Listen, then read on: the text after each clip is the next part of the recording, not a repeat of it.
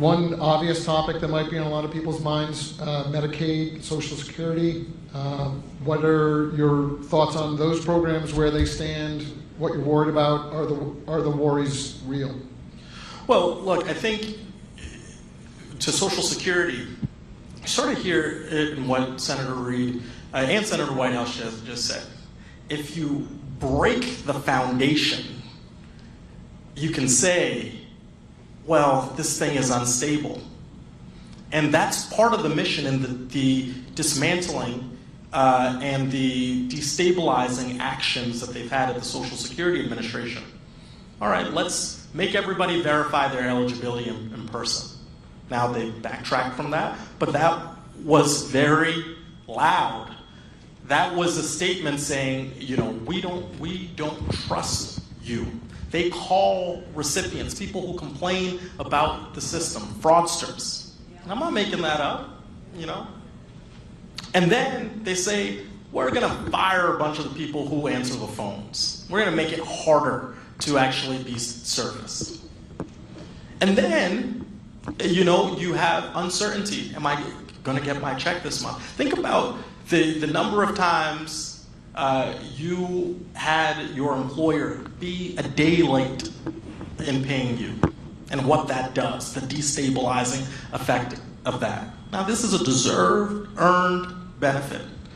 Our offices, every single week, are getting calls before the Trump administration about challenges that people have with Social Security.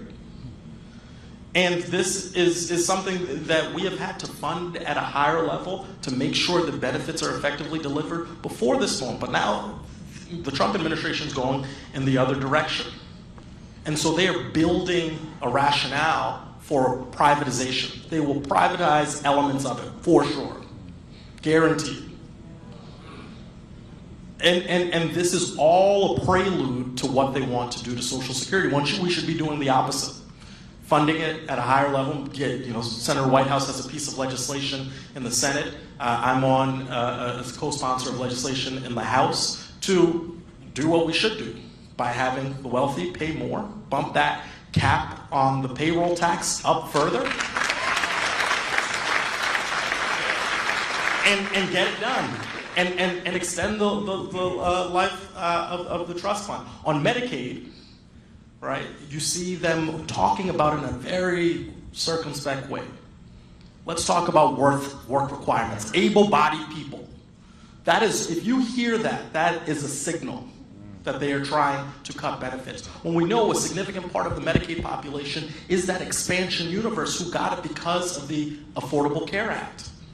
And Senator Whitehouse ran down the population, but you got folks on disabilities, you have the pregnant women, you have so many of our kids, 40% of them, behavioral health services, on and on and on. But why they go to it, it's because it's a big pot of money for them. They've got dollar signs in their eyes. There's no way they achieve, on paper, what they want to do, on top of borrowing trillions for tax cuts, if they don't go after Medicaid. And so we have to keep our eyes on the prize. When the senator talks about reconciliation, that is the Super Bowl here for them. And so I am worried. We're definitely worried about it. And that's why almost every single day that we've been in the state since they put out this plan, we all are doing something on this topic because it is the most important topic right now.